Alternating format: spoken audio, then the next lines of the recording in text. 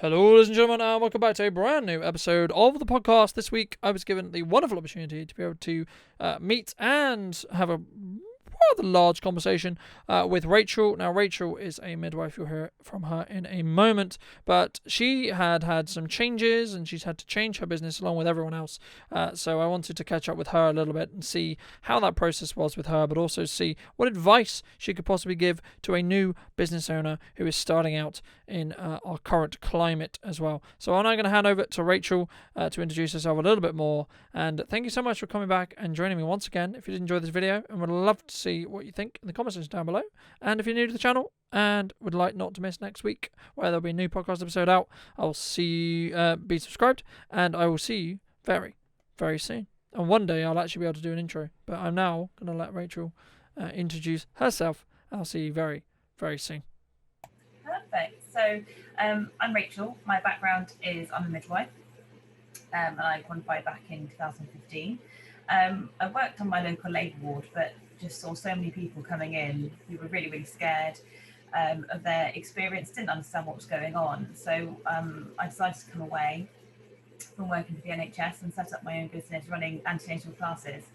And I did it very slapdash. Looking back on it, I don't really know how I had the guts to do it, to be fair. And I just started and was very lucky. I had a room that I could run it all from. So I knew it was all in my brain. So I could just I bought a few things, toys, dolls and pelvises and things, and I just went for it. And it then progressed. I then added baby massage to that. And various other bits and pieces, added more classes as demand went on, basically. I now do hypnobirthing as well, which is really great, just another string to my bow, really. And now I'm just training to add then complementary therapies into that as well. So aromatherapy, reflexology, and hypnosis, which will then be on a more one-to-one basis rather than like traditional group classes that you'd get for, antenatal pregnancy classes. With the pandemic, I am going more one-to-one. I think that is nicer, actually. You get that real connection with people rather than the classes. It was just me just talking for hours and hours. And although there was those questions, it's really hard to ask, and some people were really embarrassed to ask those questions. So it's going more one-to-one now. But, that's me, and I do still work as a midwife. And at the moment, I'm also working in the vaccination centre, so in Salisbury. So that's great fun. How exciting! Well, firstly, welcome to the podcast. It's great to have you on. Thank you so much for the time. But I think for me, it's completely something I don't understand. Right, and don't know, and don't have any interesting. So this is gonna be extremely interesting for me because I get to explore all of the questions that I would have. But like, is this always something? Obviously, you talked about being a midwife, and you talked about kind of starting that. Was that always something you wanted to be? Not really. Being a midwife, my mum actually told me I should do it, and mums do sometimes know best. So here I am, however many, 10 years later, qualified midwife, doing my own thing. I wanted to do English and history when I was at school. Those are my favourite subjects. And I was going to go to uni, look around unis with my mum, and was like, yeah, I think I'm going to go here.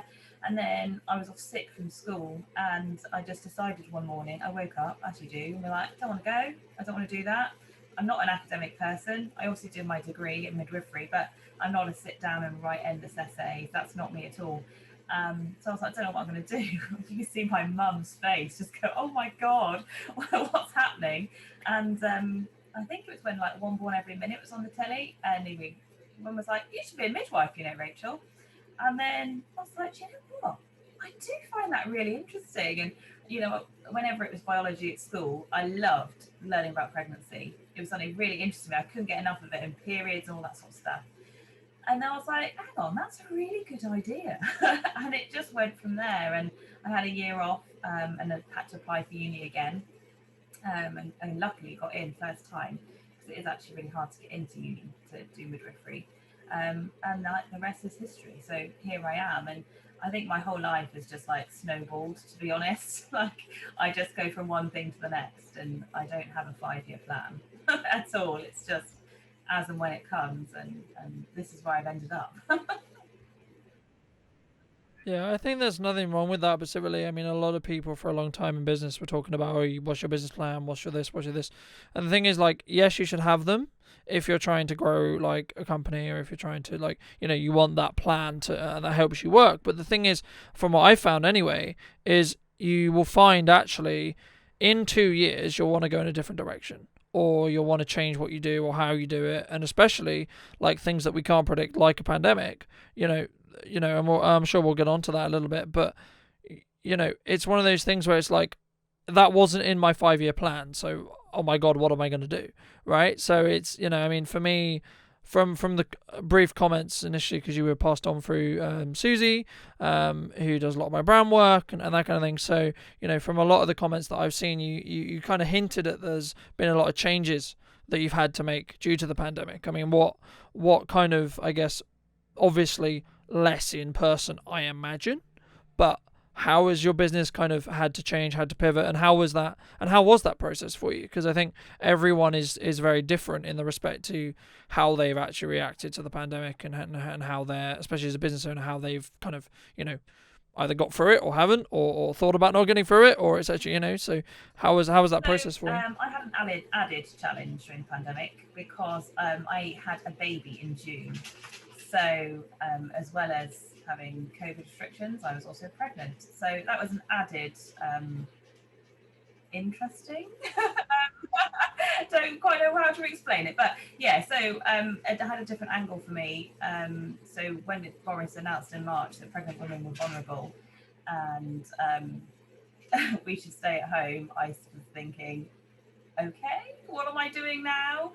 I was employed at the time, and my manager phoned me and was like, don't come in tomorrow, no idea what we're doing, but we'll sort something out. And with my business, it just brought it to a halt immediately because I just didn't know what I was doing. I was obviously dealing with pregnant ladies as well, and they didn't want to come out. So it was very challenging at the time, because I just had to stop. And now everyone is such a pro with Zoom. But back then, the idea of Zoom literally terrified me. I didn't know how I was going to do it. I didn't know, what I was going to wear and where I was going to be and all of this stuff. Whereas now, we just hopped on Zoom now, and it's easy. It's fine, isn't it? No one cares. So initially, it just brought it to a halt, really. Like I said, I was employed. The NHS obviously went nuts. So I ended up working more from home, on the phone lines, which as a midwife, touchy-feely, likes people, was torture for me, just being on the phone. But I did that, and then I had my baby, and I was just in my little baby bubble at home. And it's only in the last few months, really, that I've come out of that, and I'm now trying to revamp my business. I used the time off to rebrand completely. So I've changed my business name, changed my logo. I've had a wonderful shoot with Susie, who you mentioned earlier. So I've got some really good professional images, and just making myself look better, bigger, and just looking forward more.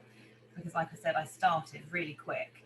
I didn't think about all these things. I just chose a name, grabbed a logo, that will do. Whereas this time I'm trying to do baby steps, which isn't my style at all, and just really think about it. So I've been quite lucky, I think, but the pandemic itself didn't affect my business so much. It's changed it, but it was going to have to change anyway. And it's been a really good time of reflection, and to just go. And I've done loads of Zoom networking with my baby most of the time, joining in and getting some great ideas, getting support out there to really move forward. So I feel like I'm in quite a strong position at the moment to now, as we're hopefully easing out of restrictions and getting back to normal, to get back to how not how I was, better than how I was. Yeah, absolutely. And I think a lot of people can relate to that story because, a lot of them, and for me, definitely anyway, I kind of stopped, right? Video production wasn't allowed to happen for 3 months. And it was like, right, okay, right, yep, that's definitely a weakness in the business. I only make money when I can go outside, right? Okay, fair enough. So, it was like, okay, it's this choice of you either decide to swim or you drown. And it's, some businesses have decided, actually, maybe I'm not doing what I want to do. Okay, so then what do I want to do? Let's go back to the drawing board. Let's decide. Maybe that's within your own business, but in general, that might just be what you're doing, right? So if you're employed, maybe you don't want to be employed. Maybe the pandemic showed you that there is no perfect time to make the leap into self-employment or running your own company or whatever it is. But I think for me, the main thing is trusting yourself more. I think from what I found is like, look, yes, things are going to happen. You can't plan everything, blah, blah, blah, blah. But trust that you'll get through it, and trust that you'll be able to change the business and change the business model and change how you operate to be able to still function and to be able to still add value to your clients, or be able to help your clients in your case perhaps. And a lot of people can relate, as I say, to that kind of, let's just get a logo, let's just get started because I want to go into it. I mean, what have you learned from doing that maybe good things about it, but also maybe bad things about it in that respect, about that kind of gung-ho, let's do it kind of well, attitude? That is my personality, to be fair. I got engaged and married within 3 months, and people are horrified by that. But that, I just get on with it. I make a decision. If I don't have so many options, it's quite good because I can just go. So for me, it was the best way. And, as a bonus, I didn't have time for any of that nervous, am I doing the right thing? I just went and I started, and it just all sort of happened and fell into place. I mean, quite luckily, my sort of business, it was just me. I was just getting people into classes, so it's quite a simple model, although the marketing and everything is quite complex. Like the actual day-to-day running was quite simple. I knew all my stuff. I had all the knowledge I needed, so it's not like I was trying to get supplies from somewhere and hire rooms from somewhere else. It was quite easy for me. A more complex business, it would be really different, and wouldn't be able to do it quite as gung-ho as I do it. So yeah, it was quite good because I just launched myself into it, and I did learn as I went along. No major things, but I built it as I could. So I started, I was employed, and then as it got busier, I reduced my hours, and so it all flowed quite nicely. But then looking back on it, I didn't take the time to make those decisions. So although they worked, it was a slower progression. Whereas if I'd actually sat down and, thought about it, I could have made that journey a lot shorter. So, I mean, there's nothing I look back on and I think glaringly, obviously, that was bad. But, it could have been much, much better. And now I think I'm always going the other way and I start overthinking everything. I have my new logo, and I was, I'm very much like, I'm a midwife. I have the knowledge. I don't know about logos. I don't know about marketing. Not my forte at all. So what colours? And then I was like, oh, do you think that turquoise should be a little bit lighter? Or too light, a little bit darker? And I spent probably a day thinking about the colour turquoise I wanted. So I've gone completely the other way. So I think sometimes actually having a short, sharp, let's go is quite good for me anyway. But it is now that balance of I have the time, but let's actually make a decision on this. Let's have a deadline and we're done now. Yeah, absolutely. Yeah, and I mean, I think because a lot of clients sometimes tell me, "Oh, just get it to us when you can," or whatever. It's one of those things where it's like, well, then if you're not going to give me a deadline, I'm going to give myself a deadline, because otherwise you'll just go, "Oh, I'll do it. Oh, I'll do it. Oh, I'll do it. I'll do it." And suddenly 3 months have passed, or 2 months has passed, or a week's passed, or whatever it is, and it's like, oh, okay. And yes, there's attention to detail, but there's also then trying to be a perfectionist. And when you're trying to be a perfectionist, your definition of the word perfection today will not be the same as your definition of the word perfection tomorrow, following day, following day, following day. So what's going to end up happening is you're always going to be trying to chase that level of perfection, and you're actually never going to execute, because it's going to be one of those things where instead of executing, learning, you're just going to never execute, so you'll never do the learning part, because you'll never be able to review on something. Because normally whenever, from my experience with business, but in general, when you make a decision, even if it's a client that's like, in my case perhaps, oh, we didn't like the video, or we thought you could do better at this, and so on and so on. I'm like, okay, great, thanks. I really appreciate that, because that allows me to take that information and make my role better, make my job better. Or if a member of my team comes to me and says, oh, actually, could we do it this way? I'm like, actually, why are we doing it the other way? The other way is ridiculous. Now you've introduced me to this way. So it's about being quite fluid, but also having a strategy behind it. And that's what a lot of marketing and a lot of in general, just in business, I found anyway. And I'll throw back to you in a second, but a lot of it is understanding how to react to the situations around you and understanding, do you see an opportunity here and do you have an opportunity?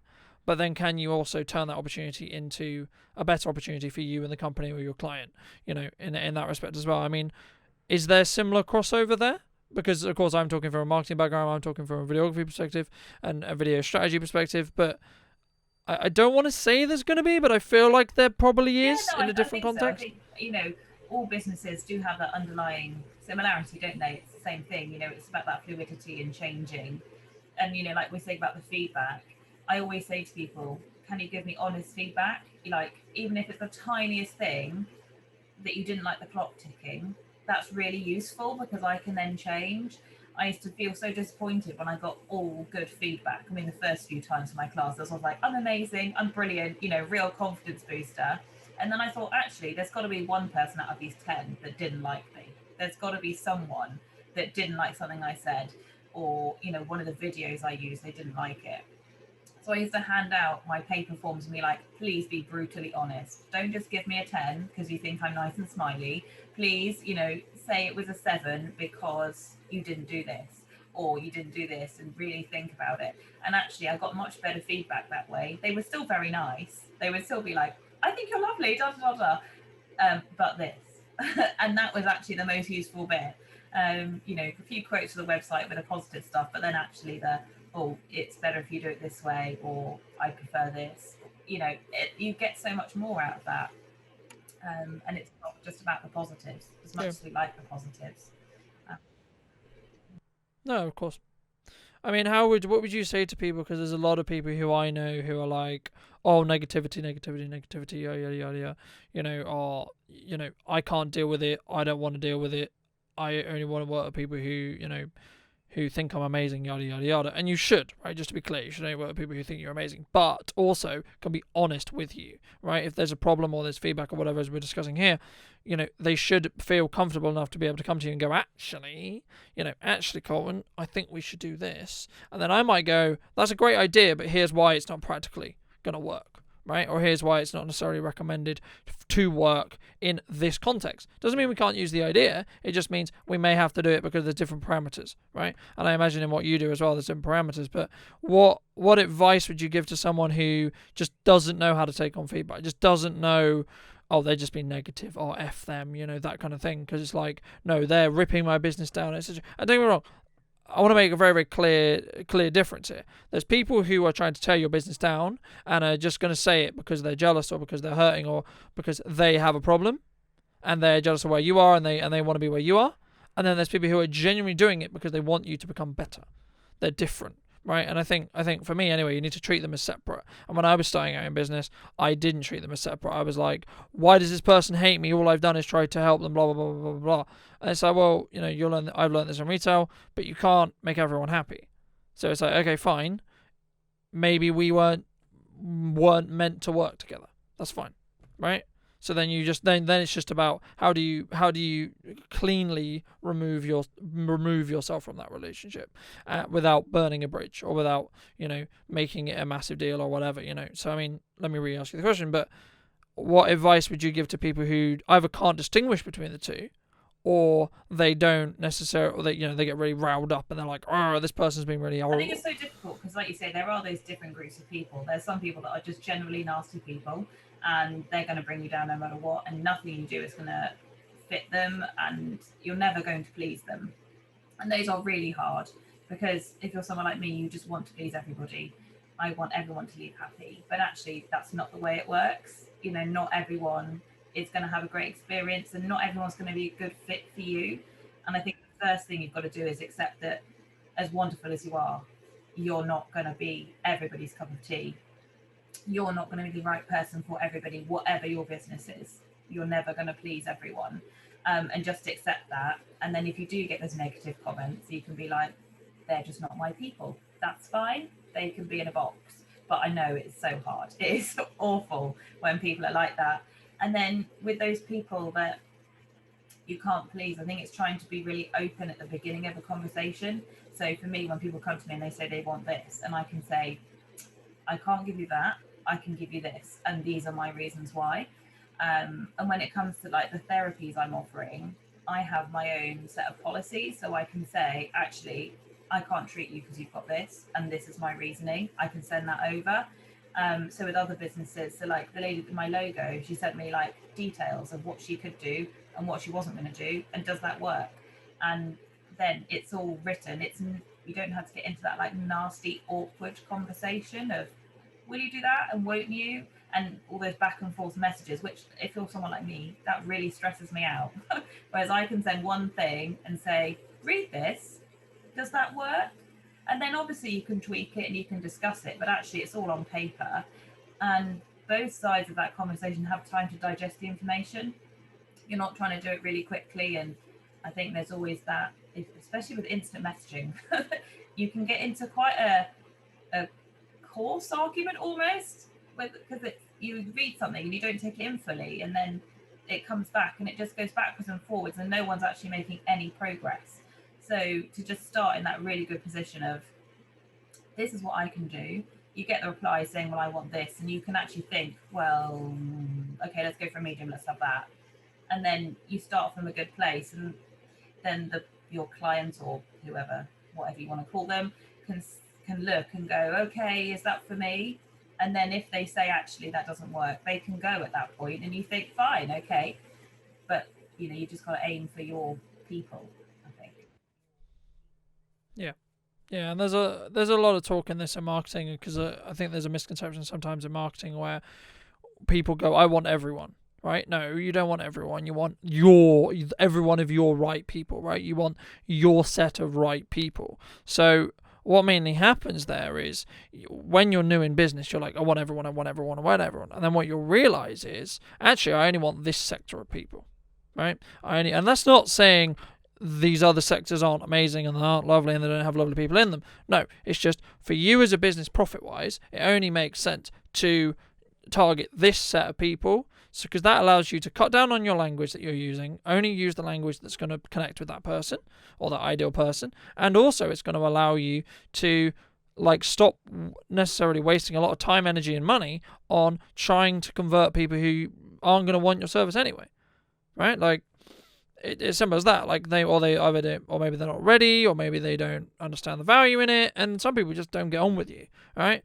Personalities clash, and personalities sometimes don't work. And I think, just building off a little bit about, you were talking about instant messaging, one of the issues with instant messaging can be really, really good to get stuff done quickly, right? But if it's going to be a heated conversation, what I like to do is I will read the message, leave it, come back to it, read it again, then do this 3 or 4 times until I realize and understand, how is the best response here? What's my strategy here? am I trying to convert this person into, there's obviously a problem, right? And I'm trying to help them understand my perspective, but also I'm trying to appreciate their perspective and understand, see where we can come to the middle ground. Or are they just being, quote unquote, an asshole, and I want to remove myself from working with them? Okay, fine. That's fine. So then, because I've made those decisions, I've got to step back, because we, as humans, are very, very good at having emotional knee-jerk, yeah, this person said something about me, yeah, you know what, F you, right? That's a knee-gut reaction, right? I'm hurt, yeah, I'm going to hurt you.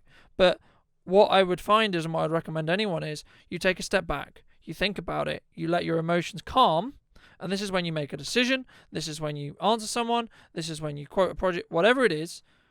Take that time to take a step back, look at the situation as if it wasn't yourself, and say objectively, am I personally being an arsehole here? Right? Am I being unreasonable? What is the issue with me? Because then you can go to them and say, actually, and this is not necessarily in a personal relationship, it could be in a personal relationship or a professional relationship. If it's an argument with a friend, you could have gone, actually, I was a bitch, or actually, I was a dickhead, or actually, I was an asshole, and here's why. But here's the reason why, right? And if you go to people and explain, I've had this with clients, I've had this, when there's been disagreements and when there's been heated conversations and etc. The thing is, once you have an honest conversation with that person and say, look, look, this is what I did wrong. I appreciate you. I appreciate what we did. This is where my mindset was. This is why I reacted the way I did. They'll understand it. They're human as well. And I think there's sometimes, and again, I'll throw back to you to sort of hear your thoughts on this, but I think there's sometimes a misconception. We're business owners and we're not humans, right? So it's like we're very transactional based. But the thing is, especially in what you do and in what I do, you can't be transactional based, because basically, if I'm going to do videos with a company, I have to represent that company, because otherwise, like, it's very difficult for me to do my job without actually representing the company, because that's the point of why you hire a videographer or me or to do the video strategy, because you know and you trust me to be able to showcase and use my skill set to help showcase your product or service in the right way, right? So, it could be something simple like, why are we using camera movement the way we are? Why are we using classical music instead of EDM music? Or why are we using folk music instead of, something else, right? So all of these factors are things that we think about in my trade, for example, but these are very important decisions that have to be done from a place of care, right? Because if they're not, it doesn't suit the video. And especially when I was growing as a business owner and growing as a videographer, there was a lot of like, oh, this is a cheesy song. Even if part of my brain's going, this is a cheesy song, I don't use it, because it's going to have a perception. It's going to make the video seem cheap. It's going to make the video seem cheesy. It's going to make the opinion and the point of the video less valuable. So it's, and yeah, that was a bit nuanced, but the same principles could be put towards anything. You are brought in for a specific reason because of your skill set. So respect that, but also, if a client, for example, came to me and said, oh, why are we doing this with video? Why are we doing this? Why are we doing this? I would just ask them, well, why are you hiring me if you're not going to listen to my opinion? Because if you see me as the expert and you want me to be the expert for you, you have to let me be that expert. I mean, let me throw back to you. I mean, have you had a similar situation where I imagine like, oh no, we should do it this way because blah blah blah blah? I'm slightly different because people just want to pick my brain essentially. But you do get people that want more from me, that just want everything. And it's more about boundary setting for me of like, especially with questions afterwards, I find, because I always say people can ask me questions, and most people, it'll be the odd one or two, you get a text or you get an email, and then you get the one that is like all the time wanting more. And when you say, actually, I think we need to schedule a one-to-one and that like there will be a cost to that, they fly off the wall. That's the main things I get. And then they can get quite arsey, is my term, that you're not going to give them that for free. And that, you said you were going to support me, and you think, well, I can, but, what we've had has ended and, you want more. So that's more where the issues that I get with people wanting lots for free. And it is very hard for me because I'd like to talk to everybody and just not charge anyone really. That, I'm not a businessy person. I do it because I love it. Because I'm not I am providing a service, but I can rejig my information for anyone. So I don't have any of the issues like you just described. But, obviously we all get our own difficult or emotional, conversations about things. And I totally get what you mean about, people come to you for your advice and then they just counteract everything you say. And you think, well, why are you talking to me in the first place? And it's about, I think that you've got to find a medium, but especially with your work, is your clients are going to judge your work, but everybody else that sees it is also going to judge your work. So you have to set your work at a professional standard that you're actually happy with for everyone to see, while also pleasing them. And I think, especially for people starting out, that can be really hard, because you've got to be true to yourself, but also true to those clients. So I can imagine that's very hard to learn for someone. It's definitely a learning curve, yeah, and I think it's one of those things where once you start doing it, you'll be in a position where you can continue to do it, right? But the starting point of actually having, and it comes to pricing, it comes down to anything, it comes down to confidence, it comes down to anything. Because a lot of people go to me, oh, how are you so confident? How are you this? How are you that? I'm like, I'm not a confident person. I'm not. I became a confident person because I started believing in what I was doing, started believing, and others started believing in what I was doing as well. It wasn't just magic. It was me putting myself in awkward situations or conversations and situations that I was like, even like this podcast, for example, has helped me facilitate the people skills that I have, because I'm forced in this situation to have a conversation with a complete stranger. We've never met before. We're now having a half hour, 40-minute conversation. Part of my role here is to help sure that conversation flows, help sure that conversation you feel at ease, help sure, because a lot of people, maybe you weren't, maybe you were, but a lot of people are like, I would love to come on the podcast, but I'm actually really nervous about it. I'm actually really concerned. I think I'm going to be a tit, blah, blah, blah, blah, blah. I think I'm going to come across like really, really badly, so on. And the reality of the fact is, if you talk from the heart, you won't, right? A lot of the time, if you talk from the heart and you say your truth, you'll be fine, because the times when it becomes quite problematic is when there is business owners and there's reasons why, but there's sometimes, especially in corporate, where they have a corporate personality and then they have their own personality, and it's the question of how far away are they, right? I have what we call an on-camera personality and an off-camera personality. The only difference between the two is my on-camera personality, or in podcast personality, is a lot more energetic, a lot more, yeah, let's go, it's that. But it's still me. At the core and the reasoning and why is it's still me, right? So I'm not like suddenly having a different personality and forgetting how, to put that mask on, and etc. And it's one of those things that I don't think a lot of people talk about. And as we briefly discussed before the podcast, I think for me the podcast is a main place to remove some of the misconceptions around business owning and being a business owner, because a lot of Instagram and a lot of social media is designed in such a way where it's, yeah, life is amazing. You can work for 3 hours a day on a beach, blah, blah, blah, blah, blah, blah, blah. And there is some businesses you can do that. But what they don't tell you is the person doing that now has actually spent 15 to 20 years building a company with a team that does all of the hard work for them, right?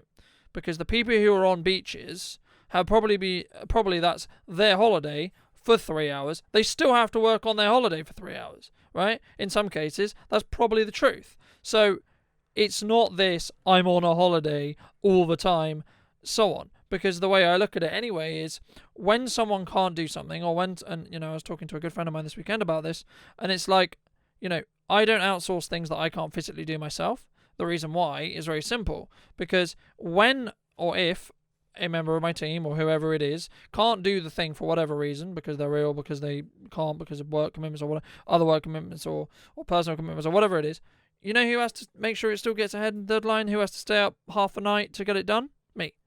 Right? Like, that's what some people don't understand. The buck will end at you. Yes, we're in a privileged position where we're able to offer other work for other people, but at the end of the day, it's still your neck on the line, right? Because you've got to make sure their bills are paid, you've got to make sure the quality's there, you've got to make sure everything, and maybe you're not in this position yet, but I think for you will eventually be there, if that's what you want to do. It's also the question of, like, what do you want to do, right? Because some people always only want to be one company owner, right? As in, they are the only entity in the company. That's fine, but it's about understanding that, and I think for you, I mean, let me ask you: do you want to grow larger than you? Like, is that a goal on the cards at the moment, or do you just, because some people go, when I ask them that, they go, Yeah, I don't know. well, I would like to have someone with me, because it's always good to have a sounding board, I think, and it's not lonely, but I've got midwifery colleagues that I can talk to, but a lot of them aren't doing what I'm doing. So when you're working on labour board in the NHS, it's hugely different to what I'm doing. So, it is nice to have a little tribe, I suppose, around you. But equally, I do quite like being my own boss and just doing what I want, really. And if I introduce someone else, I've then got to either tell them what to say or let them say what they want to say, but that might be different to what I'm saying. So it's that sort of mix of, do I really want to grow bigger? And I think with this business, it will probably just stay as just me. Doing the one-to-ones. If I was to get bigger, I'd probably have people doing like my social media for me and my other bits, but it would just be me doing my bit. So I would still have to, 90% of the work, but then I enjoy it. That's what I want to do. I am thinking of starting another business, which would be very much like me sitting and telling other people what to do. So, it's that balance, I suppose, of what you want to do. And like with your work, you've got to do quite a lot of yours. If you're going out shooting video, you can't just say to anybody else, like, go and do that for me. But there are other businesses which you can so much more. So, it just depends what you want to do. Like, I don't ever want to sit on a beach all day. That's just not me. As much as it would be nice, especially with the weather today, it's a bit miserable here. It'd be nice to be somewhere sunny rather than raining. But I think it was very interesting what you were saying about having your personality and then your business personality, because when I first started, I very much didn't want my face everywhere, and I didn't want people to know who I was. And now I've gone the opposite way, and actually I think people do need to know, and people need to know who you are and recognize you and know what you're like. And my personalities are very similar to you. My professional one doesn't swear quite as much. That's about the only difference. And like you say, more energetic and just, more bubbly and friendly. A lot more smiley and a lot less comfortable clothing. But, they are very similar. Whereas I know someone that runs similar to me, and she looks really bubbly on her Facebook and everything. And if you meet her in real life, she's really quite dull. So, she's done that really well. She comes across really well, and actually you meet her and you're a bit underwhelmed. I'm sure if you were, having her services, she wouldn't be, but, she's managed to do that really well and got that for her target audience, which is great. Yeah, absolutely. And I think it's about being in the position where you can understand how should you be and how do you need to be when it comes to, coming across to your clients or coming across to your customers or coming across to your ideal client or your new customers or etc. How are you portraying yourself, right? Because there's a lot of quotes you could use here, but when you are in a position where you can tell the world what you do, that's the chance where you get to tell the world what you do, right? So how are you going to do that? Why are you going to do that? How are you going to do that? And I think it's more about actually the service itself has actually come secondary on why you're doing it and how, in my opinion, because I think for me, if you're doing it for the right reasons, as we talked about a lot in here, doing it for the love of it, that kind of thing. And I think there's also just building off a little bit about, can you not necessarily outsource filming? You can, but you're not going to get the product you expect, because I will film it differently to someone else. I will film it different, and that can actually be really valuable on a project. And something that I've experimented with at the moment is on larger projects or medium-sized projects, I'm lucky enough to be able to have the money to be able to bring in someone else, so I can focus on doing just the directing, just the liaising, whatever it is, and then they can worry about the camera stuff, right? But also, what you gain in that respect is you get someone else's mind. Right, because you get the creative mind. They'll have ideas for shots. I've just finished just before this. I was editing a video where some of the shots that he films, because we split up to do some of the shots, I would never have thought of even thinking about filming those. Right, and it's like, well, now actually I can provide a better service to my client because I've got that footage that I wouldn't have otherwise. And I wouldn't have even personally thought of doing that. But he had the idea and he took initiative and did it, right? So it's about one of those things about building the culture and the team around you to allow you to, firstly, suit your own role. Maybe not in your role specifically, but in my role, there is a lot of different hats you have to wear. And it's about, okay, well, can I just keep this one hat on for the whole day or most of the day and allow me to do that one job really, really well? Because then if you've got another person in the team who's just wearing that other hat, it means they're going to focus on that job and do that well. And it comes back to the level of quality that you can then provide, right? Because you're going to be able to focus on the job at hand instead of worrying about, is this there, and trying to do everything. And I think sometimes especially when you're starting out, you want to do everything because you're like, oh my God, someone actually wants to work with me. Oh my God, this is amazing. I'm going to do everything I can to make sure that they're happy. But the thing is, sometimes that's actually delegating. Sometimes that's actually being in a position where you don't do everything. Sometimes providing the best quality or the best product for the client or the customer is actually giving them to someone else. because especially in a position, as we were talking about earlier, where our personalities are going to clash, I am not the right person to work with you, because we are not going to be, it's not going to be a fluid relationship. It's not going to be great. The energy is not going to be there. So my role to serve you better is actually to say no to you, but say, go talk to this person, because I know this person and you are going to really, really work really, really well, and really going to connect really, really well, or at least my perception of that is going to be, and then you get the service and the product that you want and need from the right person. And I think for me, how about to you? Have you found that, like, at the start of business, that's your kind of like thought process? That was my thought process, but I don't want to speak for you. But like, is it similar in your trade? Is it similar in your kind of realm? So I was going to say that's a really important part of what I do now. When I started out, anybody that did anything similar to me, I was quite protective and like, oh, she's doing what I'm doing. Oh, look at him, he won't be as good as me. And obviously they are. But I was quite scared of other people offering a similar service. Whereas now I think actually it's really great, and actually networking with those people and saying, oh, what do you do? This is what I do. And often we're not doing exactly the same, but there's a huge crossover. So maybe they're offering one service that I do. And then actually if people come to you and say, this is what I want, and sometimes if I'm on holiday, I can't do that, or if someone else is better equipped to answer those questions, and you can say, actually, there's this person, try this person.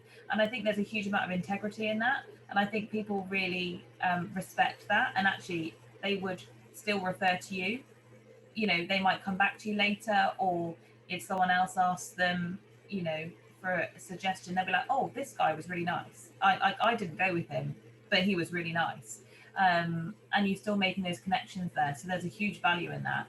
And, there's a little, what I call the baby network in Salisbury. So we all sort of know each other. And like you meet up with one person, like, oh, Jenny. And you're like, oh, yeah, I don't know Jenny, but I do know Jenny. We all cross refer. And then actually for, the people in Salisbury, where we're all based, you can say, oh, there's this one or this one, rather than saying, oh, no, I can't do it, but bye. There's so much more value to that, sort of having that group ethic with local businesses, rather than seeing this competition.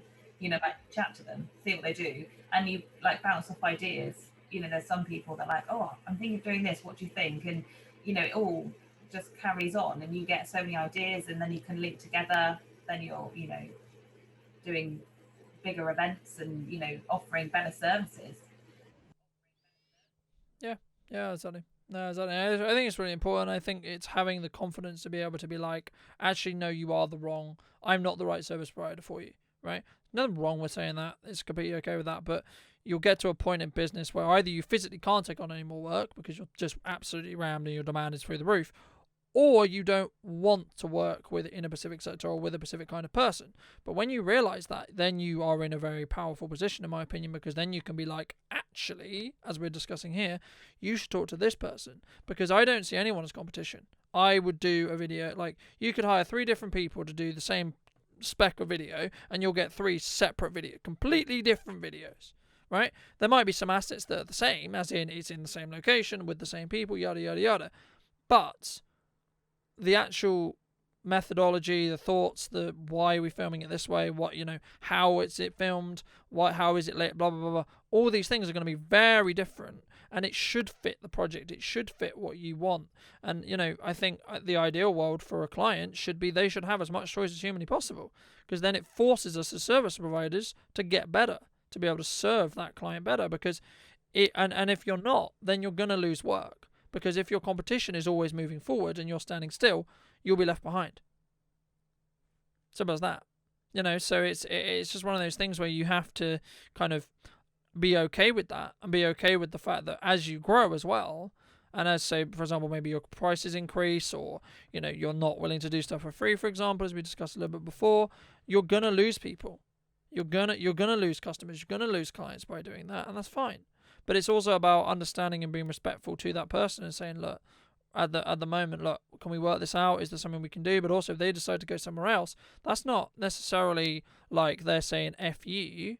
they are maybe just seeing at the moment, I only see a certain amount of value in video, for example. And if it's a monetary value, they're only going to spend this. Okay, cool. But maybe my price has gone above that now, so I feel like my value is higher than that. Okay, fine. So then no longer we are connected. No longer the me and that client can necessarily work together, because their perception of what it's worth and my perception of what it's worth are very different. So maybe in that case, it's better for them to work with someone who is their videographer perceived value is what the client would want, right? Because then the client's happy and they're happy, right? And I never talk about underpaying or overpaying, because it's all subjective, right? Like the amount of money you're paying, or the amount of value, or the amount of time, or the amount of energy that someone's putting in is all subjective to that person. So the only thing I would say to anyone is choose the people you trust and work with those. Because if you trust someone, even if they're slightly more expensive than you would like, but you really, really trust and really want to work with them, then work it out with them, because you can go to them and explain the financial situation. If you're honest with them and you're human to human, they're probably going to work something out for you. I know I do. I have done, even if it's just like, can I pay you at the end of the month instead of like paying you now? I know the invoice. I understand the invoice is due. I know the invoice is due, but actually because of X, Y, and Z, can I pay you at the end of the month? And most people are going to say, yeah, sure, because it's not a big deal, right? Unless it is, right? As in, like, they don't have the cash flow in the bank and they need the money, fine. But then that's a different conversation, right? But if that's not the situation, then in most cases it would just be, thank you so much for letting me know, blah blah blah blah. I would rather a business came to me and said, this is why we can't pay you and this is when we intend to pay you, instead of this kind of like, so this money thing, this money, like, and doing this chasing all the time, because, but it also comes back to like, how did you set the expectations? Did you let people know how much it was going to be up front? Did you explain how you expect your payment terms to be, so on? Like there's probably a miscommunication there somewhere, and there's nothing wrong with that. These are learning objectives. These are things you can learn from. But I think that was everything that I wanted to cover really today. I mean, I like at the end of the podcast, just before we do the little like shout out bits and stuff, is there anything that you want to kind of throw in, ask me, throw in a topic to talk about for a couple of minutes? What you were saying about money, because I think that's a huge thing, and especially for service-based businesses. Oh, it's so awkward. So awkward when you start. It's awful. For me, when I was a midwife, people got it for free while I was being paid by the NHS. And then I was saying, hey, come and just pay me yourself.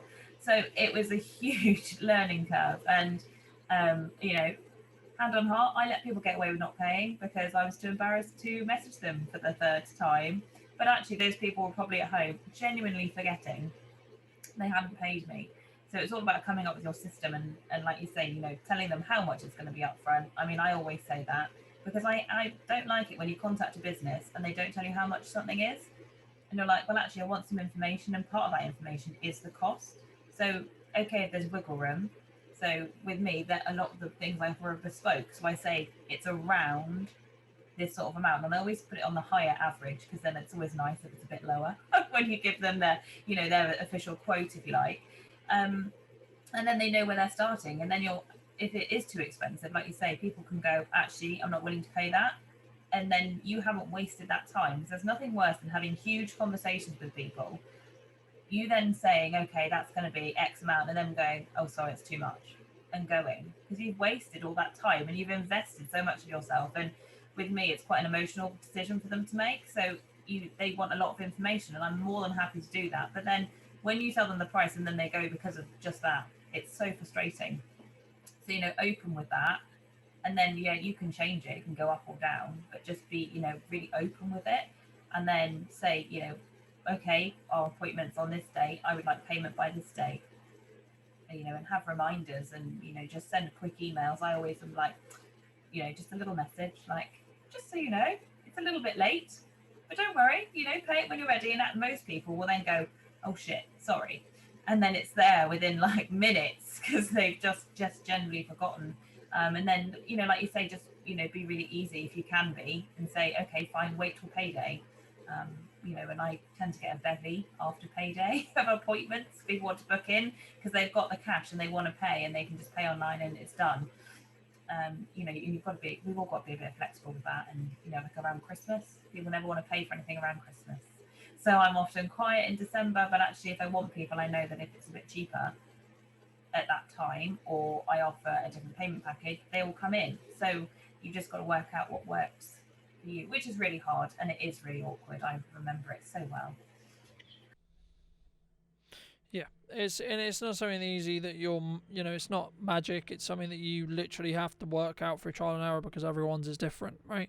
You have to go through every conversation, getting told no a million times, losing clients because you quoted too much, losing clients because you didn't quote at all, losing clients because you were too cheap, losing clients because and it's also this perceived level of value, right? It's cost over value, and it's to you perhaps I don't add as much value as to someone else. Okay, fine. Then if you feel like you're not getting your money's worth, then don't pay the money. But tell me that up front, right? Because then you're being then it's not like it's like on anything in any relationship. It's like lead on, lead on, lead on, lead on, lead on, lead on, lead on. Then I kind of expect something to happen. Maybe not in the perfect time scale, right? Because life happens, right? But it's then not going to be just suddenly, oh yeah, actually you're too expensive. And that's why I think some people sometimes actually are like, maybe I don't want to say the price because it'll scare people off. But what it's actually doing is setting you at your and when you've done it enough, you'll understand what your confidence level is, and you'll be like, it's this much, and this is the minimum I'm willing to work for. Right? If you don't want to pay that, that's fine. Don't have an issue. All the best. But I personally am not willing to work for that. I've also found that if you do that, some people will go at that point, but some of them will come back and they'll think about it, and then they realize there is the value, and they will make that 360 and come back to you. And that, again, if you're honest with it, people are like, okay, I'm not going to pay that, but that's fine, they were nice, I'm off, I'm going to find someone else. So I think that there's any harm in losing people that way. And I think if you keep giving into that and being like, oh, okay, I'll do it for less, you're just not doing yourself any favors. You're just undercutting yourself. It becomes a race to the bottom, right? Like it's this thing of like, yes, there's people more expensive than me. Yes, there's people cheaper than me. But you need to understand what your own value is. You need to understand what you are willing and not willing to work for. I'm not saying don't do deals. I'm not saying don't give mates rates. I'm not. Look, if that's what you want to do, and you would do the project for free, and they want to pay you, great, fine. But that's not the point. That's your own decision, right? And people ask me all the time, oh, should you do free work? Yes, absolutely, you should do free work, but it should be on your terms, right? If you want to do it because a friend of yours has always helped you and they're in a position where your service could help them, fine, go to them and say, look, you're a friend of mine, you've helped me for years and years and years and years without asking for anything, it's my time to give back, here you go, right? But again, it's on your terms. It's when someone comes to you and goes, well, I can't pay you, or I can pay you in exposure, or I can do this and do this, and it's like, oh, I can pay you in connections. It's like, well, that doesn't necessarily, like, you're not treating me as a business then, right? Because a business has bills, whether they're my personal bills or whether they're business bills. They don't get paid with goodwill to an extent. They don't. Goodwill's great, don't get me wrong. Goodwill's valuable. However, the reality of the fact is I need to bring in money at the end of the month to be able to make sure my things are paid for, right? I need to bring in a certain amount to make sure my things are paid for. In the same way, you go to a job, you expect, it's like your employer going, actually this month we feel like only paying you half of what you actually made, and then we're going to give you like goodwill really for the nice rest of it. The next 3 weeks. You're not going to have a slap on the wrist whenever you do anything bad, right? But then you're sat there going as the bill payer going, well, I can't pay half my bills now. I found recently I've done some mates rates because I have lots of friends that are pregnant, so I don't want to pay them full price because I literally just sit here and chat to them. So what I've said is I do a cheaper rate, and then they have to do certain things for me for my business. So whether that's like reviews or videos, or just generally like pimping out my name everywhere, to just get that networking in, and that works for me, and that I'm happy with that. Because I don't have a lot of, for a session, there's not a lot of outgoing for me. It's just my time. I say just my time, but usually they give me nice tea and biscuits, so it's a nice happy medium. But that's what I found works for me, rather than giving it to them completely free, which I'd love to do. It actually doesn't work, and then I end up resenting them a bit for it because I'm thinking I've been here for 3 hours, like. I need to go and do this and this and this, and I then can't work in that time. So it makes no sense for me to give it to them for free. and I don't want to resent my time there and be clock watching and thinking, well, I said I'd be 2 hours and like it's 2.5 hours. Like I need to go now. So that's sort of my happy medium I've worked out recently. Yeah, absolutely. I completely agree. I think it's one of those things that's also not fair on the clients that are paying you the full whack or whatever that may be for you. If you are giving it for free or you are doing it for less, because it makes them. I'll just use random numbers here, but if someone's paying me £1,000 and then I'm also doing the same service for £100, it makes a mockery of the person paying me 10 times the amount. Because even if I'm giving them 10% less value, as in the person paying me £100, it's still a slap in the face for the person paying me £1,000. Because they're paying me £1,000, right? So it's that cost again. It's that cost of value, but also understanding. And it's like, and again, it comes back to relationships. It comes back to everything that we've discussed here. I mean, and that's why I think it's a great place to end, because we kind of come full circle, and I love when they do. But I think it's one of those things where it's like you need to understand where you are in your business right now. What can you charge right now? What's fair to charge right now? And some people are going to go, you're too expensive. No matter whether you were £5 or £500, it wouldn't matter. You would still be too expensive. And what they're really saying is that I don't understand what value you can add to my business. That's what they're saying, or to my life, or to me, or whatever it is, right? Depending on your trade, will depend on whether it's to a person in specific or whether it's to a business. In my case, it's a business. In your case, I imagine it's to a person. But the main thing there is that actually says more about their own perception or your ability to be able to share why you're valuable. That's the only thing that says about. So either you haven't informed your client or informed your customer about why you are valuable and why they should work with you instead of working with someone else, or even if you did, maybe they don't get it, they don't connect, they don't see that as valuable, they know they can go somewhere cheaper. The reality of the fact is, no matter what you do, there's always going to be something cheaper. There's always going to be someone cheaper, right? You don't ever want, and one of the main bits of advice I was really given really early on was you never ever want to be the cheapest. You never ever will be one of the most expensive, right?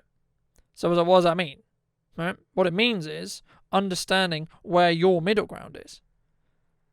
Because arguably you could be the most expensive in your area, but you're still not the most expensive.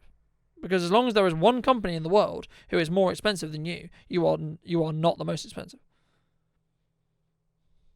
So for those people who would like to see more of your work, get in touch, have a conversation with you, etc., where is the best place for them to do that? Obviously, I've got my website, but my Facebook page is the most active. I am very much a novice Instagrammer, but I am there.